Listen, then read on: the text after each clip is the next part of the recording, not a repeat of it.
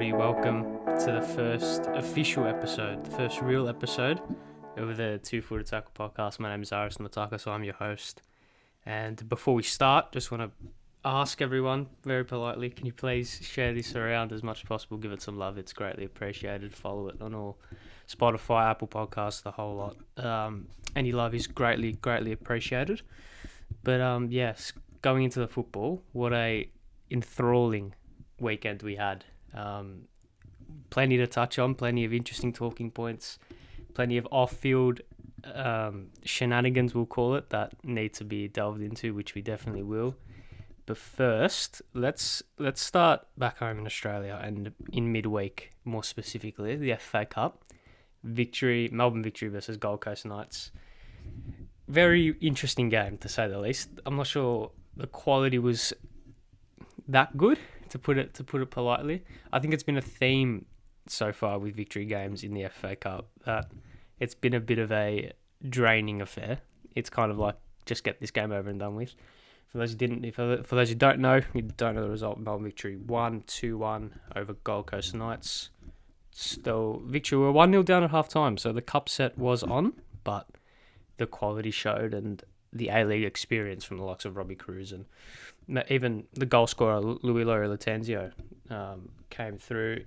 They had to take it to extra time to do it, which I'm not really sure was in the plans, considering the double header that we have against Adelaide United coming up, which we will touch on later on. But it's just, I think Melbourne Victory are just getting through these FA Cup games with as much youth as possible, not really caring about the performance, more caring about the result, which in some respects I do respect, but also it's not very entertaining to watch. Even as a Victory fan, I wasn't really paying attention most of the time because it just wasn't that. The quality wasn't good, which I guess you can expect, especially with a lot of youth players playing and Gold Coast Knights, who are an NPL team. But apart from that last 60 seconds where somehow Victory missed an open goal and then went up the other end and nearly copped a goal late on, it was very, very bland, very dull, not a lot of exciting things happening. But I'm not really sure Victory care at the current moment. They do go and face Adelaide United in the round of 16 on Wednesday, I believe. So we'll touch on that later on. We preview the next week's worth of games. But speaking on Adelaide, they were the only A-League men's side to play. They versus Wellington on Saturday. And they won comfortably 4-0. It was a dominating, commanding 4-0 victory. Not a lot. Wellington didn't really have a lot to offer. It was a bit of a shame because you want to see exciting games in the league, and for it to be a whitewash, especially with the only game on, a bit disappointing. But Adelaide were just way too good. Passed Wellington off the park, just dominated them from front to back. I really enjoy watching Adelaide play. I think even without Kashini Yenji up front, they still find a way to be clinical and to really put the foot on the throat of Wellington and really kill the game quite early on. Quickly touching on Bernardo on the right wing, I think 17 years old. He's actually younger than me, which is really insane for me, even if you think about it. So he was outstanding again. He's played well in the early part of the season, but I think this was his real breakout game. He has his confidence on the ball at such a young age, which is very exciting to see. He has this aura about him a little bit where he just takes a game on. He doesn't really have too much care, which at a young age is good because you don't have that expectation, that nothing to lose mentality. But once he gets older, once he gets more experienced, that naivety that he sometimes has on the ball will slowly fade, and he'll start to become a really prolific, consistent player, which is good for Adelaide. However, Ben Halloran, I'm not sure if it's confirmed, but he will leave and go to South Korea, I believe. So that's a big loss for them. I'm not too sure how heavily linked that was throughout the week or throughout the months even. But yes, so Adelaide United currently sit 7th. That was their first win as well, I just realised. So yeah, they currently sit 7th. Probably did need Ben Halloran to make a sustained push for the final series, although I do think they can still make it. Granted, Newcastle, Western Sydney and Perth all have games in hand on them, who are sitting below them, but I do still think they have quality there. I think without Yenji it's going to be tough, but they have quality there, which hopefully they can really push on, because the league's a better place when Adelaide United are up and running and doing well. So that's going to be interesting. Interesting to see where that develops. Looking at the rest of the A-League table, obviously, again, no games, or that was the only game. Melbourne Victory sit top at the end of this very, very truncated round. Victory top, MacArthur and Western United, so the two expansion sides filling out second and third place, with Brisbane, the only team yet to register a win. That's a shame. That's very disappointing, because I'm not sure there was too many high hopes for them coming into the season, but granted they've only played 4 games, but they haven't really looked too good in any of them. They've got that one draw in there and 3 losses and only scored 1 goal. So it's not exactly the best start to the season. Hopefully they can kick on from here and really find their stride. Western Sydney, I just want to touch on them briefly. Shambles, I think, is the best way to describe it. I mean, it's been talked about to death, so I won't delve too deep into it, because again, it's been talked about to death, and I don't really know too much about the subject. But yeah, it's a shame they had such a promising start in terms of when they came into the league. To see them be in this situation, not very good for the league. And again, they're one of those sides where when they're up and running, the league's a much richer place. So that's unfortunate for them. I think we'll touch on the games coming up for the A-League and the FA Cup midweek. On Wednesday, doubleheader, FA Cup quarterfinals, Melbourne City versus Wellington and Adelaide United versus Melbourne Victory. They're going to be 2 very interesting games. I think you think the 2 Melbourne clubs would be the favourites going into that. I'm not too sure there's much. Well, I don't think there's too many people saying otherwise. The Victory have looked very strong so far this season, and Melbourne City, we all know the quality they possess. I do think Victory will start to field a little bit more of an experienced side coming into these later stages, because I think Popovic does want to win it. He obviously still is waiting on that meaningful title, so hasn't won the grand final, hasn't won an FA Cup, I don't think, in Australia. So I do think he'll be sorting that. So that trophy will be very sought after for him. I do think Victory will start to field a bit more of a more experienced and better quality lineup. And Melbourne City again should be relatively comfortable against Wellington, but it's a cup. You never know. You do really never know what could happen. So that's going to be interesting to see. Now, moving on to England, and there's a lot of things to talk about. Let's start with the first game of the round, or the first game of the weekend. Manchester City versus Arsenal. Now, this I tweeted about this before the game. I said it was either going to be 2-1 Arsenal very late on, or 4-0 City by halftime. And my thought process behind that was, obviously with no Mikel Arteta on the sidelines, it was going to be tough in terms of Arsenal to really make a lot of nuanced tactical decisions or tactical changes throughout the game. So they really need to start well, and I think they did. I think they started very, very, very well. And if that's my thought process was, if they didn't get that good start, City were going to just trample all over them. So that's what I thought could have happened. It didn't end up eventuating that way. Arsenal were very, very, very good.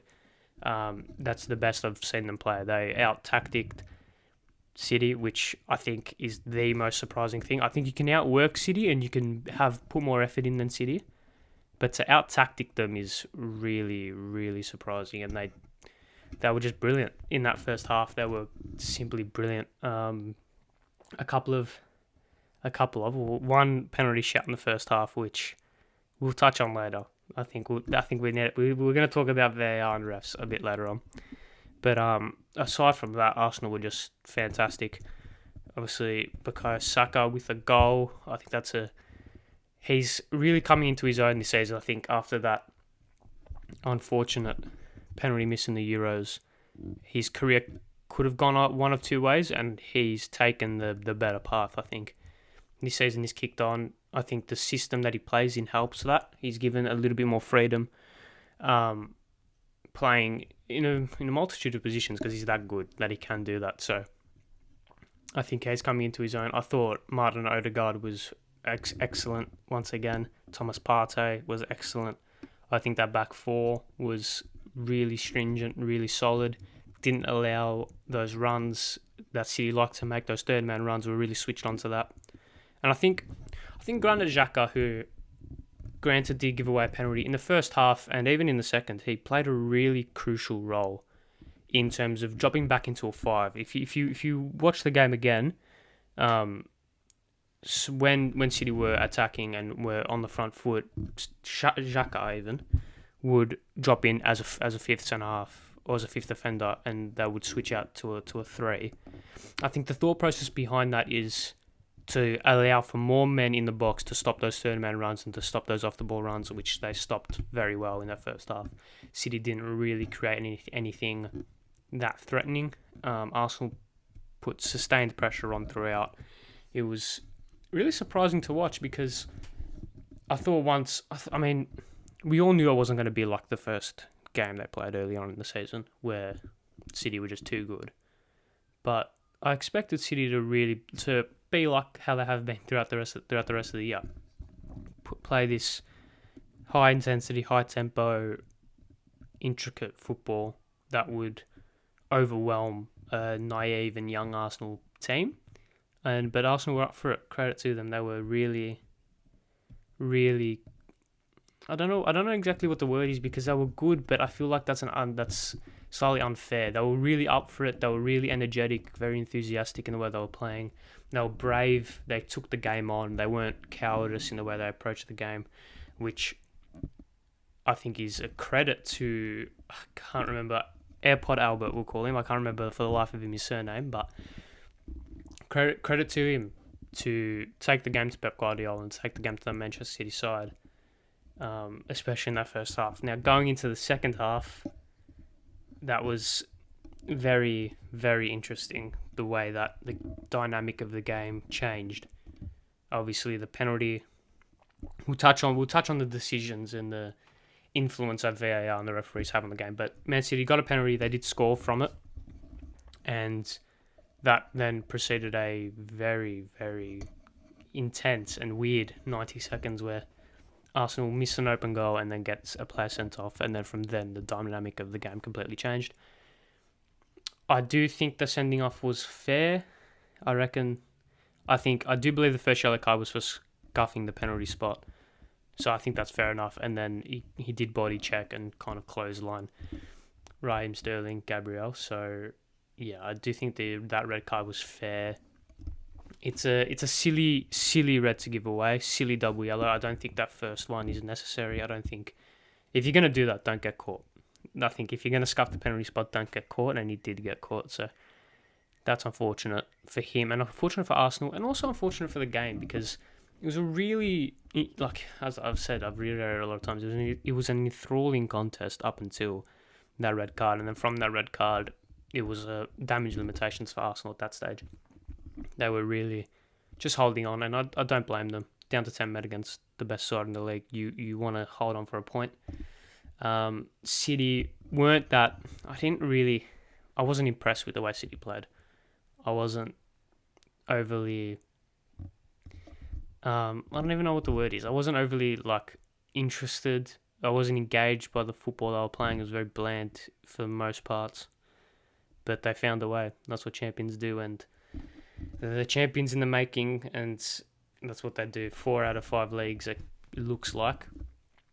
And I think that's something that I've been saying for a long time. I do think Manchester City need a recognised number 9. Obviously, they do have Liam Delap, who is young and hasn't really played a lot this season.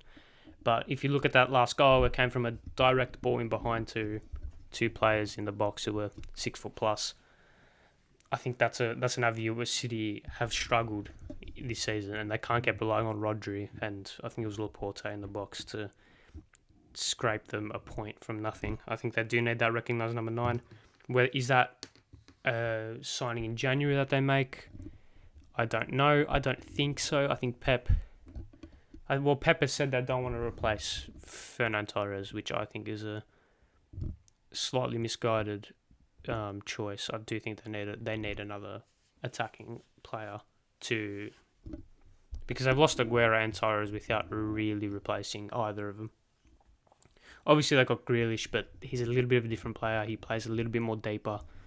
He's more of a creator rather than a finisher, or like a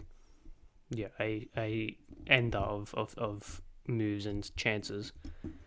I do think that they need a striker, or at least a goal-scoring winger of the Salah type. Obviously, not a player as good or Mo Salah, because I don't think that's attainable in January, but a player who plays similar to him, who can come out, who could start out wide and then drift inside, real poacher in the box, real eye for goal, that type of thing. I think that will go a long way. But City scrape it at the end. That's what champions do, and we'll touch on the decisions later on. Moving on, staying in England. We'll stay in England for a bit because there's a lot to go through. Let's go to West Ham.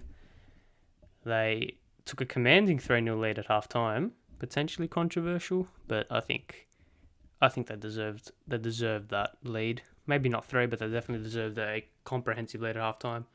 And despite a valiant Crystal Palace, especially in the last 10 minutes, they held on.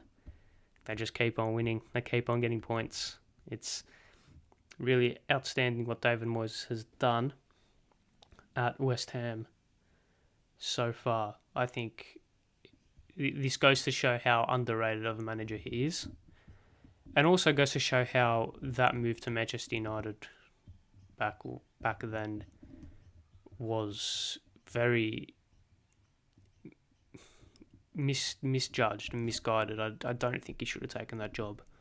Obviously, anyone who gets offered the Manchester United job will take it, but for the betterment of his career, I think he'll go back and not do that, because his career did spiral from there. He went to Spain, I do believe, didn't do well there. Went to Sunderland, didn't do great. And then went to West Ham, and then left, and then came back and has done an outstanding job. Are they in contention for Champions League? I do think the top 3 is set in stone. I do think they're set in stone in their positions as well. I think City's title to lose. I think Liverpool have enough over Chelsea to maintain that second spot. And despite the upheaval in terms of injuries, off-field drama, COVID, that Chelsea have had, especially in the recent times, they have enough quality. They have the manager. They have the experience to just stay in that third place, really consolidate a Champions League spot. I don't think that should be a real issue. And that 4th spot is up for grabs. West Ham are in there, Arsenal in there, United are in there, Spurs, who, I think that's a good segue. Spurs salvaged a 1-0 win from really nothing. Davinson Sanchez in the 96th minute. That's an Antonio Conte win. That whenever you're not playing well, you just find a way, and they've really put themselves in that top 4 picture now. I think there's 4 clubs competing for one spot. They're definitely one of them, and they might not be the favourites, but they're definitely not far off. I'm very envious of... I probably shouldn't have said envious. As a Chelsea supporter, I'm very angry that Antonio Conte went to Spurs, because he's a very intelligent, very tactically aware manager, very influential in the way he can change sides, and the difference in the way that Spurs have performed in the matter of months is night and day from pre to post Conte. So I think Spurs they'll challenge for top 4. I really hope they don't get it as a Chelsea supporter, as a football supporter, and as a man who wants to see the best players, the best coaches do well. it would be a disservice perhaps to Antonio Conte and some of the players in that side to not get it. So we'll say we're still in January, still very early on, so only time will tell. Obviously, the other side in that game, Watford, under Claudio Ranieri, have not been doing very well. Just want to quickly touch on their decision to not allow Dennis to go to the African Cup of Nations. So for those who don't know, Dennis has been ripping it apart for Watford, especially in the recent times, has been performing very well for them. Has been barred, I think is probably one of the better words you can use, from going to the African Cup of Nations, obviously a Nigerian international. I do think this has been a talking point in the media, in especially the recent times, considering AFCON starts at the time of recording in 6 days. I'm recording this on Monday the 3rd, so it starts on the 9th. I do think it's very unfortunate the way that some teams, some people, and some media personalities have treated AFCON. I think it's very disrespectful. I don't think it's fair, because I think this analogy has been said to death, but if it was an English player wanting to go play in the Euros and his team weren't allowing it, there'd be uproar. So why isn't there uproar now? I think it's a disgrace, to be honest. I think you look at the top sides. I think from Chelsea, Edouard Mendy's going. From Liverpool, Mane and Salah are both going. So there's that example set. Yeah, for some reason it hasn't stepped down to lower level teams, or not lower level teams, but teams who granted, yes, I do think Watford have a higher stake than Liverpool, because if Liverpool don't win the league, it's not the end of the world. Whereas if Watford get relegated, which they could, there's a lot more repercussions to that. And I know Dennis is a big part of that Watford side, but still, I don't think it's fair on Nigeria and AFCON as the tournament for that to happen, because you want the best players playing in the best tournaments, and AFCON is the European Championship equivalent. So I do think it's very unfortunate. Now, going on to my team, Chelsea versus Liverpool. And before we go into the game, let's touch on Chelsea's £100 million star striker signing. Former Chelsea player, former West Brom player, former Everton player. Just want to point those two sides out. Romelu Lukaku. Now, I woke up to the news a couple of days ago and was very perplexed as to why he would say that, and doing more, understanding his character more, doing some more research. I am angry at myself for not expecting something like this. He has completely... So, for those who don't know, he basically come out and said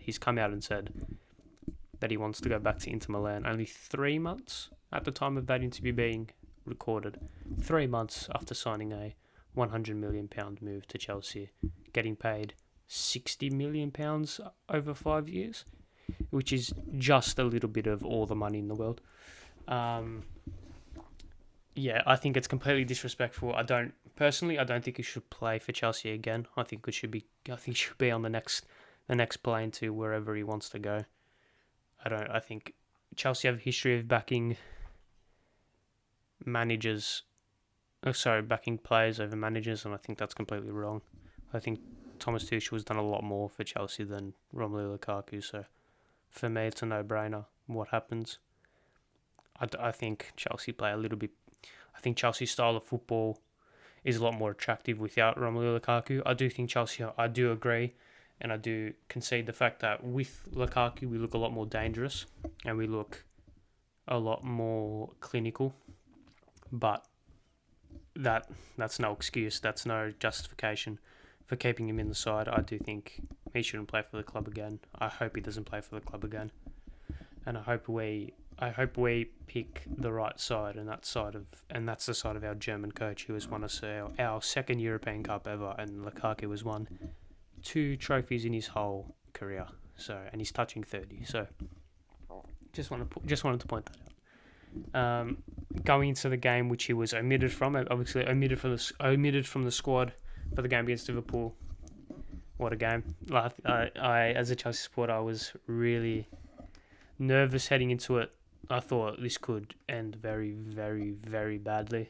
And when Mo Salah puts them 2-0 up inside 25 minutes, I am very worried about the potential outcome. But credit to us. We held firm. We stemmed the bleeding and we scored 2 goals out of seemingly nowhere. Obviously, Mateo Kovacic with some goal. Really, really sublime strike, which was somehow reviewed for VAR, which I know we'll touch on, but anyway, yeah, we'll touch on that. And then Angola Kante with a bit of brilliance to play through Christian Pulisic, who had a poor game up until that point, and I think had a poor game after that as well. I don't think he was particularly influential. I don't think he was particularly good, but he took his moment. He had a couple more moments throughout the game, but he took that one. So yeah, he made up for his earlier mistake. So very edgy seat stuff that first half especially. Second half was a little bit more subdued, a little bit more tactical. Both teams wary of each other's brilliance, especially up front. So it was a little bit more of a defensive second half, which was a shame because of how good the first half was, but the second half was a lot more for the football hardcore rather than the football casual. It was really interesting to see the tactical switches, the personnel changes. Obviously, Chelsea moving Christian Pulisic out wide as a wing back, and then moving to a 3-5-2 was very interesting. I thought after that change, we got a lot more control over the ball. We started to win that midfield battle a bit more. And touching on the midfield battle, I thought Mateo Kovacic and Angola Kante was absolutely outstanding. I think that's the best midfield partnership. I do rate Jorginho more than other people, but he doesn't offer enough difference than what Angola Kante and Mateo Kovacic do. So I do think that's our best midfield double pivot. Liverpool, again, outstanding. I don't think they're ever not. They were clinical, they were direct, they were that fast tempo. Mo Salah, I've said this, I will continue saying this, he's the best football player in the world at the current moment. I don't think there is a better football player on the planet than Mo Salah at the moment. What he's doing is just sublime. And he proved it again with a deft finish past Edouard Mendy for Liverpool second. I think that's potentially the end of our England or English Premier League happenings. We will touch on VAR shortly. Going over to Spain, Real Madrid lost to Getafe. They're still 8 points clear, but that's a bit of a surprise. Real Madrid, obviously, the runaway leaders, as I said, 8 points clear at the top of the table. Granted, though, Seville do have 2 games in hand, who are in second place. So if they win those 2, it cuts down to 8 points. Barcelona did win, but they still sit in 5th. I'm not sure this is the start Xavi wanted. They're starting to find a little bit of form, but there's a lot of improvement going on. They are playing a very youthful side. They are tapping into that La Masia academy, which I don't blame them because it's a very, very, very talented academy. So Spain, unless Real Madrid do capitulate, it looks to be runaway winners for that. Now, going into the first real segment of this podcast, going into the real first segment of this podcast. Who went in two-footed? Now, obviously the title, Two-Footed Tackle Podcast. Who went in two-footed? This segment will be not necessarily a literal who went in two-footed, but a more who did something, for lack of a better phrase, effed up. Who stuffed up over the weekend? Who did something that was very dumb? Who did something nonsensical? And I've touched on it already. The VAR and the referees are the subject of the first segment. My stance on VAR is it's good in small portions. I think that's. I'm not necessarily sure what that means, but it's too much of it, and being overwhelmed by it is not good for the game. I think let's go to that Arsenal game. I do think the first penalty shout on Martin Odegaard was a penalty. I do think he got to the ball first and Edison, and there was contact. Regardless of who you think the contact was for, I don't think it was that clear of a foul against Odegaard for it not to be a penalty. I think he got to the ball first. If there was no contact, he would have taken control of the ball and developed a chance from that. I do think that's a penalty. Granted, I do also think that the Bernardo Silva trip/shirt tug was also a penalty. I do think Stuart Atwell did okay in that match. I don't necessarily think it was one of the better matches he has officiated. I don't think it's the worst either.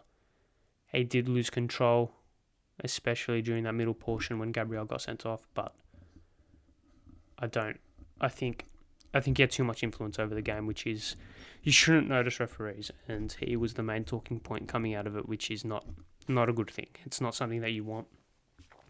It's not something that football needs, and for me to be talking about it rather than talking about it at length rather than talking about the brilliance of Arsenal and the perhaps underwhelming performance of City, and for this to be the main talking point is very disappointing. Going on to the Chelsea-Liverpool game, Sadio Mane within the first 6 seconds decides to do just a flying elbow to Cesar Azpilicueta. I'm not necessarily too sure what the thought process was behind that. I do think if that happens 20 minutes later, it's a red card. I do think it's a red card offence. I don't think he should have been sent off. I think it would have been very, very, very harsh for him to be sent off 20 seconds into the game. It would have ruined the game. It would have been a very bad spectacle after it. I think for the betterment of the game, and considering the hectic nature of the next 89 minutes and 40 seconds, I do think it was the right decision to keep him on the pitch. Yellow card for me sufficed in that scenario. If that happens 20 minutes later, I think it's a red card, no doubt. But there's nuance. You can't just pay decisions for it being there. There needs to be nuance in refereeing, and I think he got the right decision there. With that saying, why on earth was Mateo Kovacic's goal, completely fair goal, reviewed by VAR? What's the point? Why are you just taking the sting and the buzz and the excitement and that partisan unilateral support and that excitement? Why are you taking that out of the game? It's completely ridiculous. I know the goal stood, but it's a shame that unbelievable goals like that have to be reviewed for nonsense. It's a shame. And then Mason Mount. Why did he get reviewed for potential violent conduct when he literally didn't? He brushed Kostas Tsimikas' right arm with his leg, and apparently that's violent conduct. I don't even know. We shouldn't be talking about the refs, and we shouldn't be talking about VAR, but we continue every single week. We continue to talk about how influential a referee is in the result of the game. It should not be like that. The referee should not. You should not be able to notice a referee throughout the game. They should just make the clear decisions. They should have complete control over the game, and the standard of refereeing, especially in England, is absolutely piss poor. It's a joke, to be honest. It's abysmal. There's a reason why English referees aren't favoured on the international stage. It's a shame, because it's probably the best quality league in the world, and it's got arguably, especially in Europe, one of the poorest standards of refereeing. It's a real shame. So yeah, that was the end of the first Who Went In Two-Footed segment. Hopefully, although I don't think this will be the case, hopefully we don't speak about referees and VAR in this segment again. I really hope not, although I do think it will happen. Now, what to look forward to in the coming weeks? Well, I am recording this on Monday, so Manchester United vs Wolves has not happened yet. By the time this comes out, it would have happened. I'm putting my neck on the line. I do think Wolves will get a result, whether that be a draw or a win. I do think they will, but United must win this game. I don't think they've been particularly impressive under Rangnick. I do rate him as a footballing person, not necessarily as a coach, but what he can provide off field in terms of when he moves into that higher up role next season. I do think he can be very valuable there. But United and Wolves is a big game for both sides. Wolves are still in that conversation. They're not necessarily completely out of the European race. They sit ninth with a couple of games in hand on some teams. I do really rate them. I rate them highly. I think they've been 10 times more impressive than they were last year, and they can really take it to United. If they win, they will jump Brighton and move to 8th. If United win, they'll move to 6th, equal on points with West Ham in 5th. I do think United will win this. I do think United should win this game. I don't necessarily think they will. I think Rangnick's style of play takes a while to adapt to. So it will be interesting to see when that clicks. And I think it'll be very obvious once United click into that system. I think they'll be a lot more fluid going forward. I think they'll get Ronaldo into the game more, and they'll start to score a lot more goals, because that's probably the only concern so far under Rangnick, is that his system isn't allowing United to score goals. That's potentially because they haven't clicked to it yet, but that's the nature of the beast, I guess. So United Wolves, hopefully I'm right in saying Wolves get a result, although United have that quality. Ronaldo, he's got that inevitability gene, so he knows he could pop up in the last minute and score the winner like always. Going into the next week, there's no Premier League action over the weekend. It's all FA Cup weekend.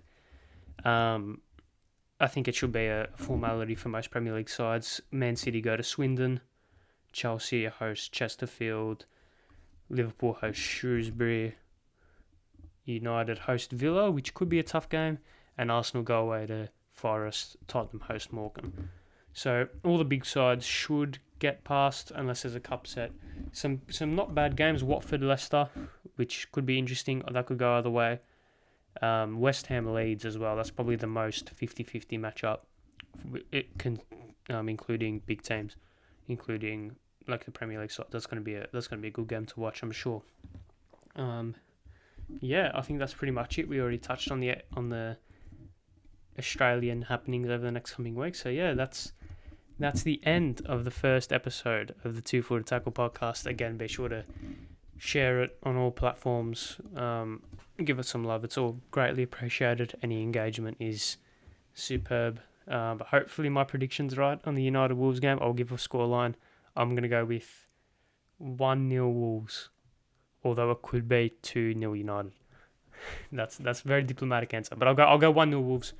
I really like the way they play, and I don't think United have clicked to Rangnick's system just yet. But when they do, they'll be very, very dangerous. So yeah, that's all from me. That's all from the first episode of the 2 Footed Tackle podcast. Just under 40 minutes. So I've done all right. Hopefully, for those who've stuck to the end, I appreciate it. It's I'm very grateful for you if you have. Very much appreciated, and see you guys next week. Hopefully with more football. See you guys.